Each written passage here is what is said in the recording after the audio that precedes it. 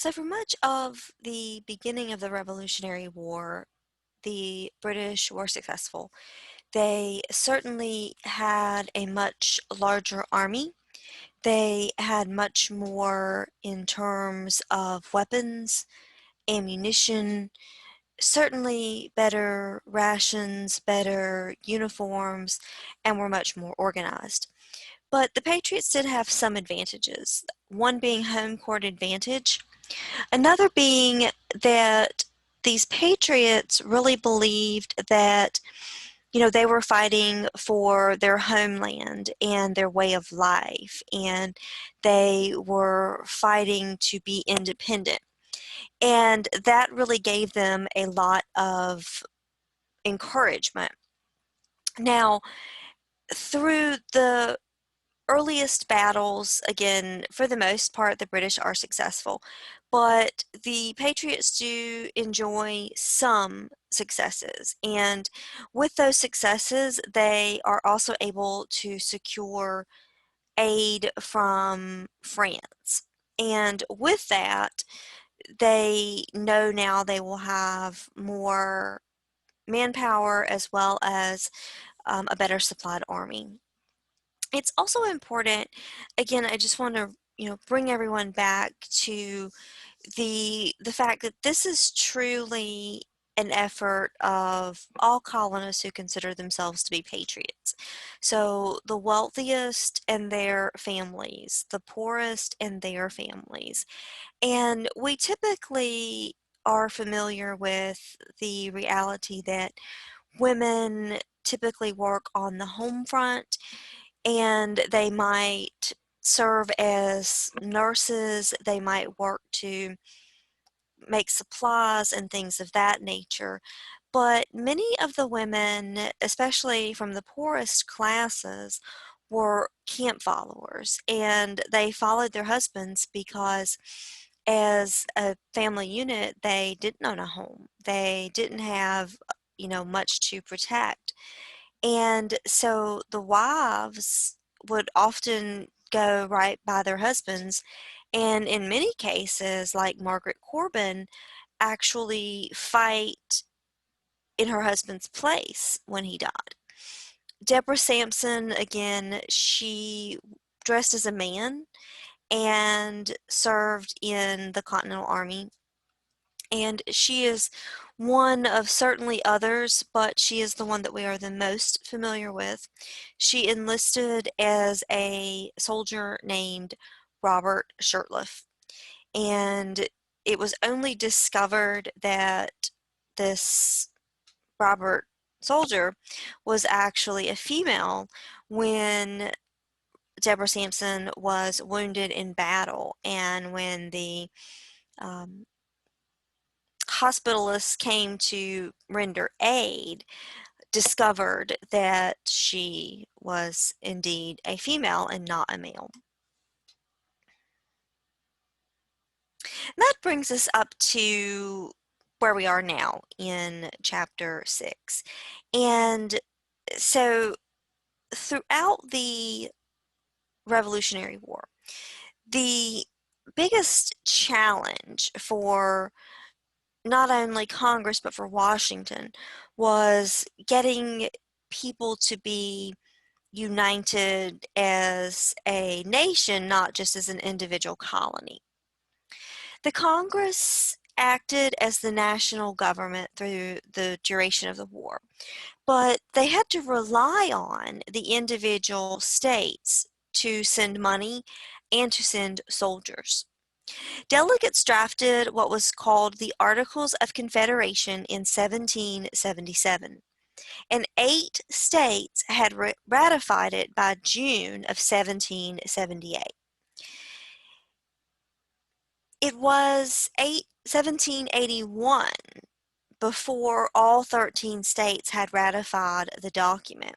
So that tells us that even though these states are engaged in this war to separate from Great Britain, they were still very nervous about becoming united with their neighboring state.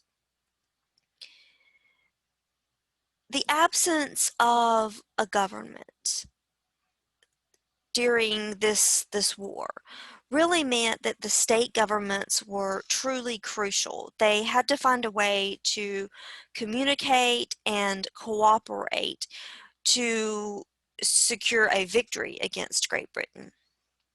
Some colonies had formed state governments long before independence was declared, and some simply followed the regulations that were set forth in their colonial charters, or they just followed English common law, which was the law that they were the most familiar with. Delaware, South Carolina, Virginia, New Jersey, and Pennsylvania created governments based on written constitutions. So again, that's Delaware, South Carolina, Virginia, New Jersey, and Pennsylvania. So a lot of disbursement in terms of sort of northern areas and southern areas. Now, these constitutions were very hastily written and in some instances written by the legislators without any authorization to do so or provisions for obtaining popular approval from the people. The new state constitutions reflected the colonists' fears of centralized government. The concern at the forefront, even as the revolution is, waging on, for many of the colonists was any type of government that would remove freedom from the individual and decrease autonomy of the individual state. Patriots in Pennsylvania created a radical constitution that gave great power to the state legislature and the ordinary voters while limiting the power of the executive branch. Now, at the state level, when we talk about the legislature, we're talking about the states, senates, and houses, the people who kind of are elected from different areas and make decisions for the state. But the executive, of course, is the governor. So Pennsylvania was very radical because they really tried to disperse this power. In fact, there was no governor. There was a unicameral legislature, and that unicameral legislature actually had term limits. So again, the fear is that if anyone is in power for too long in any capacity, they might be ripe for corruption. Other states also limited centralized power to various extents. Most states attached a Bill of Rights to their Constitution, following the example of Virginia. Common rights were freedom of the press, freedom of speech, freedom of elections, the right to a trial by jury, the right to form militias and bear arms, and equal protection under the law. Now, this is significant as we are talking about things that will become synonymous with the actual American Constitution, being written in Virginia long before the actual Constitution will be written or even the American Revolution will be won. Now, it's also important to note that New Jersey's Constitution, which was written in 1776, enfranchised women and free blacks who met certain property requirements. This means that in New Jersey in 1776, some women and free black men who did have some property were able to vote, and that is significant. Now, that will, of course, change a little bit later, about 1807, when New Jersey will actually pass a law that limits voting to white men. But nonetheless, in 1776, women and free blacks who meet certain property requirements can vote in New Jersey. Now, most state constitutions did not address slavery. Only Vermont's constitution abolished slavery in 1777. Pennsylvania delegates enacted a gradual emancipation law that freed slaves that were born after 1780 when they reached 28 years of age. Now, the reason for this law being written the way that it was is that they wanted to ensure that slavery was protected in the short term to make sure that industry and economy thrived, but they didn't want to alienate too many of the residents who did still own slaves. So any slave born after 1780 upon their 28th birthday would be granted their freedom, but slaves born before that would not be granted their freedom. Now, two slaves, Quock Walker and Mumbet, actually sued for their freedom in Massachusetts in 1780 and 1781. Mumbet won her case and renamed herself Elizabeth Freeman. Walker's owner appealed the local court's decision, which was in favor of Quock Walker. The Massachusetts Supreme Court actually ruled in favor of the slave and wrote in their ruling that slavery was inconsistent with the state's constitution. So there are a couple of important states and a couple of important events there that you want to keep in mind as we move through the next section of the course. Again, Vermont is the only state that abolishes slavery. It does this in 1777. Pennsylvania enacted gradual emancipation laws, which freed slaves born after 1780 when they turned 28 years of age. And then two slaves actually brought a legal suit against their masters in Massachusetts, and the local court in both cases sided with the slave. Ultimately, the Supreme Court even upheld those rulings.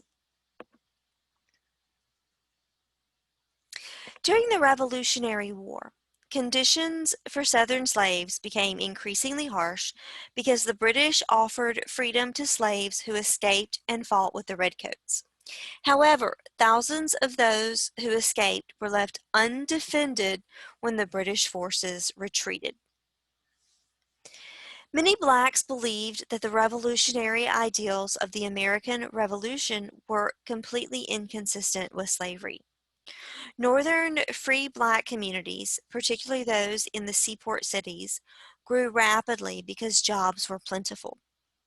Southern slaves gained freedom either by joining the British or by taking advantage of the chaos of war to escape. 1/4 of South Carolina's slaves had freed themselves by the end of the war. But as the framework for national government was developing, few legislatures actually wanted to discuss the abolition of slavery, and very few legislators saw abolition as an important issue.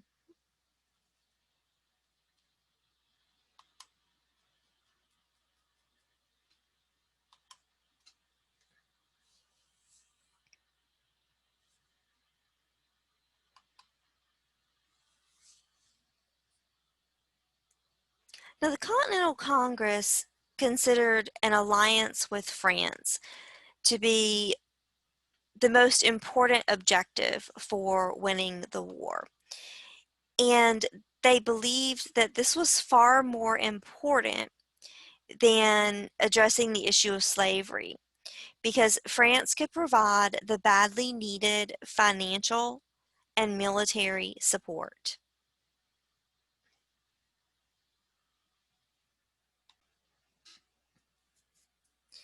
Now, in December of 1776, the Continental Congress had sent Benjamin Franklin to France as an unofficial representative of the new United States. His popularity made him successful in procuring the supplies that the colonies needed. Now, it's important to note that, again, the primary objective of the Continental Congress was getting France on board. And though many of those in Congress would have supported addressing and even abolishing slavery, slavery still existed throughout the rest of the world. And France certainly recognized slavery in many of their colonial holdings. And the Continental Congress truly felt that the only way to really secure this help, this critical help from France, was to not do anything too radical. A formal alliance was initially out of the question, but after the American victory at Saratoga, France agreed to an alliance that created trading rights between the United States and France and its colonies. France recognized the independence of the United States, gave up claims to North America, and sent troops to help the Continental Army. These were major concessions for the French. Importantly, though, the French had a longer history of disliking the British. The United States, in turn, agreed that they would defend France's Caribbean holdings, and then Spain allied with France the next year. So we see that many of those larger nations have joined together, either directly or indirectly, against the British. Great Britain declared war on France, ensuring that the war would expand beyond North America as France attacked the British outposts around the world. Britain's war expenditures rose exponentially. French military officers, weapons, money, and ships continued to come to aid the American cause. In response to the alliance, Lord North, Britain's Prime Minister, concentrated British troops in New York City, meaning that Philadelphia returned to American control in mid-1778. For the rest of the war, New York served as a supply center and a prisoner of war camp for the British.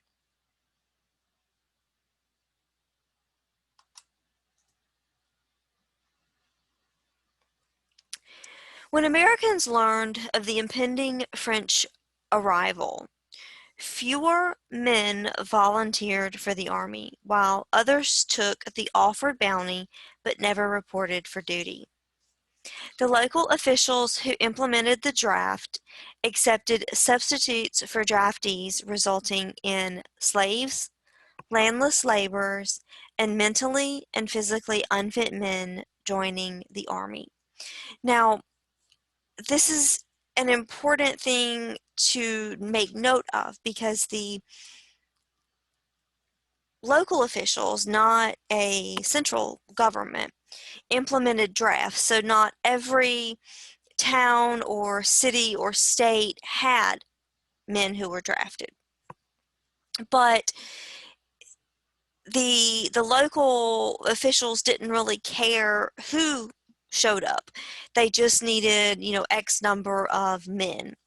And so often the wealthiest might be drafted and they would pay someone to go in their place, or settle their debts at a local business in exchange for that service. Many of those who ended up being substitutes for these draftees were slaves, as well as those who were not physically or mentally capable of engaging in war. When the conflict spread south and west by the end of 1779, those enrollments continued to decrease.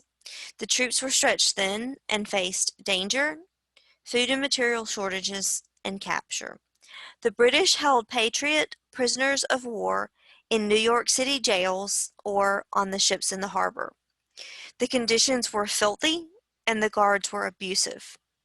Between 8,000 and 12,000 prisoners died in captivity. Now, it's important to understand that what the Americans do in terms of drafting and conscripting just anyone is not unique to the United States. It's something that has been taking place since the dawn of time, anytime there's been a war or conflict. The way that prisoners of war are treated by the British is not new or unique. The British have been doing this as long as Britain has been Britain, as has every other nation and group. The Continental Congress could not help the prisoners or their families because it was under such financial constraints. The Continental Congress, or this loose government, had no real income. They could not levy any taxes, so they had no way to send food and blankets to the prisoners of war. So they had to find other ways to raise money. The wealthy patriots loaned the nation money, as did France and the Netherlands, and Congress printed more than 200 million of its own currency by 1780. The continental dollars, as they were called, depreciated quickly, however, because most citizens used their own state currency because they didn't recognize the continental money as an equivalent or valuable commodity. I always explain this as if you had a chicken farm and you had thousands and thousands and thousands of chickens, and you came to me and you said, I really need milk from your cow for my child. I have no money, but I have thousands and thousands of chickens. Can I pay you a chicken a week or 2 chickens a week for milk for my child? If I don't need the chickens, then the chickens have no value to me, right? And if you're bringing me, like in a modern sense, if you're bringing me a euro, or you're bringing me a currency from another country that I can't spend, it has no value to me. I don't recognize it, even though it may have value somewhere else, and the chickens may have value to you. So this is the challenge that the Continental Congress is facing. Uprisings in Philadelphia demonstrated the problems caused by this rapid inflation.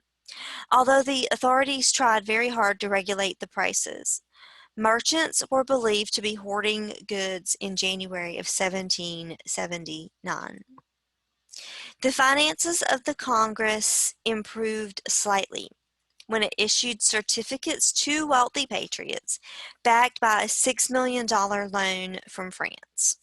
The states raised the taxes to meet their financial obligations, but that rapid inflation made the taxes burdensome, unpopular, and the financial stability remained very elusive.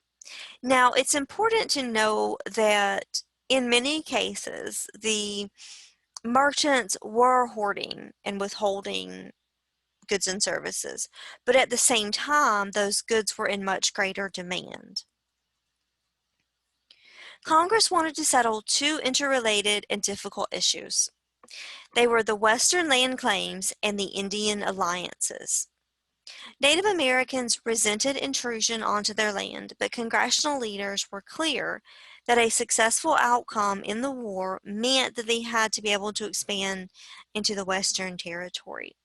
Now, you'll remember that the Native groups allied, some with the Patriots and some with Great Britain. Indian and British troops fought against the Patriots along the western frontier during the late 1770s. Both sides destroyed property and killed civilians. In 1778, American and Indian civilians suffered a series of brutal attacks in Wyoming, Pennsylvania, and New York. Daniel Boone established a fort on the Virginia frontier in 1775. This gave rise to a new series of confrontations. Patriot troops decimated the Cherokee villages in the Appalachian Mountain area in retaliation for attacks by Dragging Canoe, who was a renegade Cherokee. Some states had already claimed land in the western part of North America and planned to use that land as payment to soldiers after the war. States like Maryland had no claims to land in the West and argued that if the Continental troops, including troops from Maryland, were going to fight and die for Western land, that it should be considered free and independent and not property of any one state. Remember, part of the motivation for those who first came to North America was land. In 1780, New York, Connecticut, and Massachusetts all ceded their western land claims and gave that land to the Continental Congress. As a result of that, Maryland ratified the Articles of Confederation in 1781, only because this conversation was addressed about the western land claims. By ensuring that the western land would be used, quote, for the common benefit of the United States, end quote. But the Continental Congress ensured that there would be future conflicts with the natives.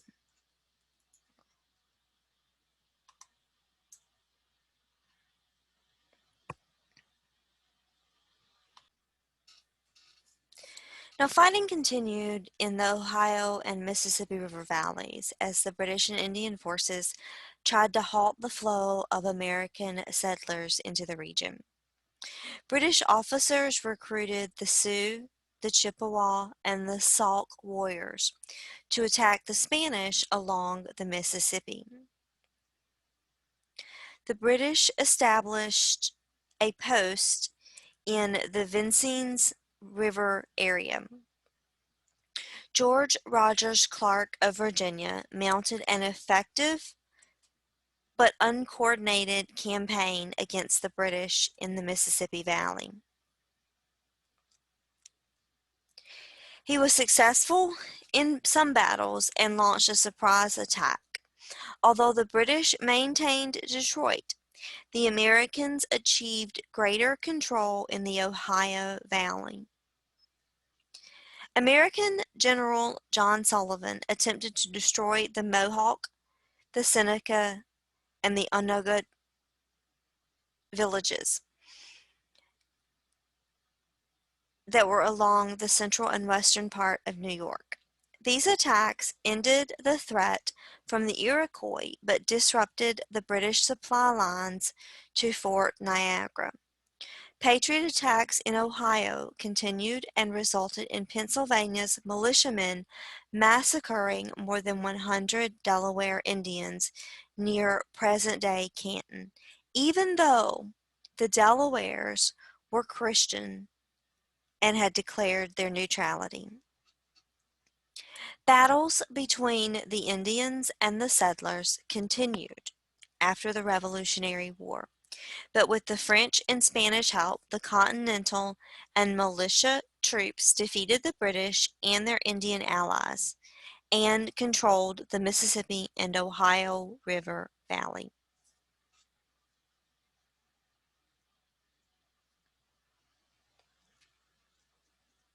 The British sought to regain control of the South from Georgia to Virginia.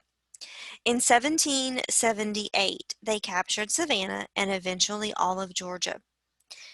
General Clinton left command to Lord Charles Cornwallis after being called north to confront Washington in the Continental Army, which was in New Jersey. Charleston, South Carolina, surrendered in 1780. Cornwallis evicted the Patriots from the city, purged the state government, and established military control. Cornwallis also required loyalty oaths from all men that were able to fight. Loyalists organized militias to combat the Patriots in the countryside. Loyalists like Banastre Tarleton and patriots like Thomas Sumter ignored the standard rules of warfare, killing many civilians and murdering surrendering troops. General Gates marched south with his Continentals to join the militiamen from Virginia and North Carolina as retaliatory violence spread. On August 16th, Cornwallis was victorious over Gates' malnourished and exhausted troops at Camden, South Carolina. Soon after news of the defeat reached Washington, he learned of the defection of Benedict Arnold, a commander from West Point. The news from South Carolina and West Point strengthened the hope for a British victory.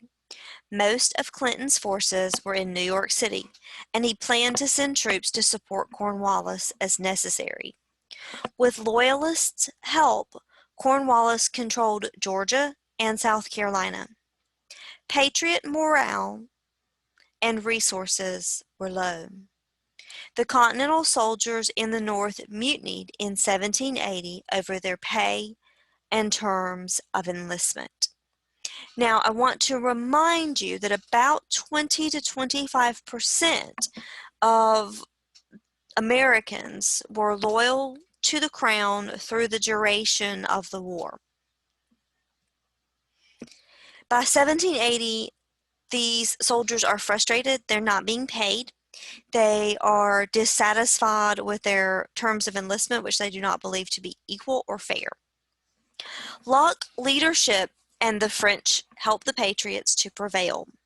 In October of 1780, 800 sharpshooters routed the Loyalist forces at Kings Mountain in South Carolina, a feat that kept Cornwallis from advancing and gave the Patriots a chance to regroup. After Kings Mountain, General Nathanael Greene replaced Gates as the head of the Southern Army. Greene took the advice from local militia leaders such as Daniel Morgan and Francis Marion and subdivided his army into smaller, more mobile units. After picking up volunteers in the backcountry, Morgan drew Tarleton's forces and trapped them at Cowpens. 100 British soldiers died and 800 were captured. Cornwallis tried to pursue the retreating Continentals, but his troops outran their cannons, allowing Greene to attack them at Guilford Courthouse. Although the British won the battle, they suffered massive casualties. Cornwallis set up camp in Yorktown, Virginia, and waited for reinforcements from New York. Washington coordinated his next move with the French. Continental troops moved south to surround Yorktown on land, and the French sailed from the West Indies to prevent the English Navy from resupplying Cornwallis. By October, Cornwallis' supplies had ran out, and reinforcements were not forthcoming. The British Army surrendered on October 19th, 1781.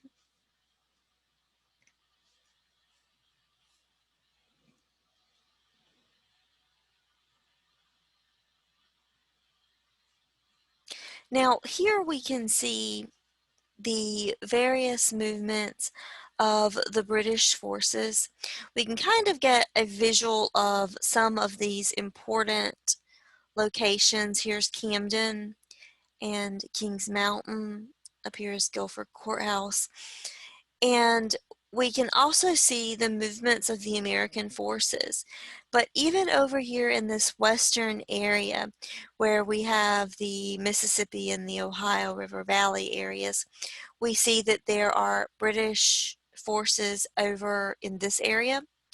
We also see that there are important native groups in these areas as well.